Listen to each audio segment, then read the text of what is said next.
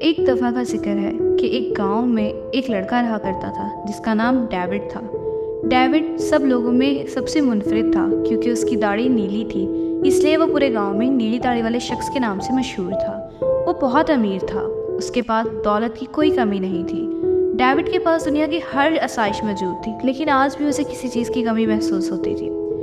David एक खूबसूरत शख्स होने के साथ साथ एक अमीर मालदार शख्स भी था और वो अपनी दौलत की वजह से लोगों में बहुत मशहूर था।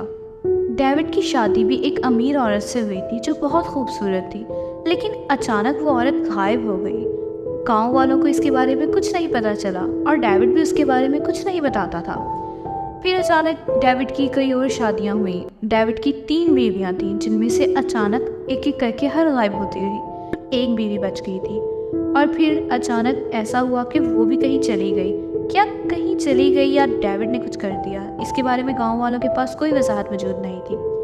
डेविड दुनिया में अब अकेला रह चुका था और इसे अब एक नए साथी की ज़रूरत थी। डेविड को बहुत सी कहानियां पढ़ने का शौक था और वो बहुत सी परियों की कहानियां पढ़ा करता था, में से कुछ भूत प्रेत की।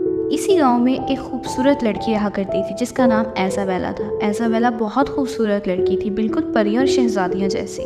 एक दिन ऐसा हुआ कि नीली दाढ़ी वाले शख्स को कुछ सामान के लिए बाजार जाना पड़ा। वहाँ उसका सामना कुछ लोगों से हुआ जिन्होंने उसे शादी पे आने का इनविटेशन दिया। नीली दाढ़ी वाला शख्स क्योंकि अब अकेला रह चुका था, इसलिए वो राज़ी हो गया जाने के लिए। वहाँ उसकी मुलाकात एक लड़की से हुई, वही लड़की ऐजाबेला से, जो कि बहुत खूबसूरत थी। नीली दाढ़ी वाला शख्स उसे देख के हैरान रह गया कि कोई इतना भला खूबसूरत कैसे हो सकता है, और उसने ठान लिया कि वो अब इससे शादी करके रहेगा। नीली दाढ़ी वाला शख्स उस औरत के ख्यालों से खो के निकल ही पाया रहा था। वो हर जगह जा रहा था, लेकिन हर जगह उसे वही नज़र आ रही थी। वो जंगलों में, बागात में, हर जगह गया, लेकिन उस लड़की का ख्याल उसके दिमाग से नहीं निकल पाया और उसने आखिर ठान लिया कि वो गाँव वालों से कहेगा कि वो उसकी शादी की बात करे। क्योंकि वो एक बहुत मालदार शख्स था, इसलिए गांव वाले मान गए। उन्होंने ऐजाबेला को समझाया। ऐजाबेला भी अकेली और तन्हा औरत थी जिसके था, इसलिए उसने भी शादी के लिए हाँ कर दी और फिर उनकी धूमधाम से शादी हुई। इनकी शादी में सिर्फ यही नहीं बल्कि पूरा गांव खुश था, लेकिन ऐजाबेला को पिछली बातों के बारे में कुछ मालूम नहीं था कि नीली दाढ़ी वाला शख्स और उसकी बीवियाँ कहाँ जा रही हैं, क्या हो रहा है। क्योंकि नीली दाढ़ी वाला शख्स बहुत ही अजीब इंसान था। उसका घर बहुत खूबसूरत था। ऐजाबेला ने वहाँ खुशी खुशी रही और फिर वो दिन आ गया जिस दिन उसने अपनी तमाम बीवियों की तरह ऐजाबेला को भी आजमाना था। उसने ऐजाबेला को चाबियों का एक गुच्छा दिया और कहा कि ये जो छोटी चाबी है इस कमरे में बिल्कुल मत जाना। ऐजाबेला हैरत में थी और उसने उससे पूछा कि ऐसा क्यों। उसने कहा कि बस मेरा एक ख्वाहिश है कि तुम इस कमरे में मत जाओ, बाकी सारा घर खुला है, तुम्हारा जहाँ दिल करे तुम जाओ, तुम टीवी लॉन्च में हर जगह जाने के लिए आज़ाद हो। लेकिन इंसान अपनी फितरत से मजबूर है और ऐजाबेला भी अपनी फितरत से बिल्कुल वैसे ही मजबूर निकली।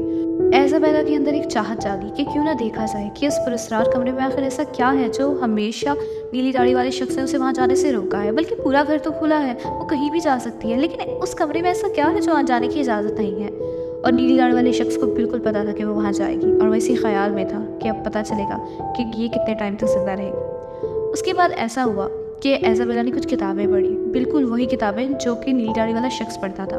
उन किताबों में उसे उस कमरे के बारे में कुछ पता चला और वो दरवाजे के पास पहुंच गई। ऐजाबेला दरवाजे के पास खड़ी थी और वो सोच रही थी कि अब इसे खोला जाए कि नहीं, लेकिन इंसान फितरत से मजबूर है और ऐजाबेला ने दरवाज़ा खोल दिया। जैसे ही उसने दरवाज़ा खोला तो वह देख के हैरान परेशान हो गई कि आखिर ये सब क्या हो रहा है, ये कैसे हो सकता है। वो गिर पड़ी क्योंकि वहाँ ऐसे हालात थे कि देख के बयान नहीं किए जा सकते। ऐजाबेला परेशान थी कि क्या अब उसके साथ भी यही सब होगा जो बाकियों के साथ हुआ है। इसके बाद ऐजाबेला भाग गई उस कमरे से और वह जाके सोचने लगी कि अब उसकी बारी है और उसे बचाना होगा अपने आप को। लेकिन ऐजाबेला इस कदर हैरान थी कि ये शख्स इतना अच्छा है, लेकिन ये ऐसा कैसे कर सकता है। ऐजाबेला ने ठान लिया कि वो सबको इंसाफ दिलवाएगी, उसकी तमाम बीवियों को भी और नीली दाढ़ी वाले शख्स की भी हकीकत सबके सामने लाएगी। वो महल से भाग गई और उसने जाके तमाम गांव वालों को इकट्ठा किया। जैसे ही ये हालात ऐजाबेला ने जाकर गांव वालों को बताए, उसी टाइम नीली दाढ़ी वाला शख्स वहाँ आ गया और उसने कहना तब शुरू कर दिया कि ये औरत झूठ बोल रही है, ये औरत बिल्कुल पागल है।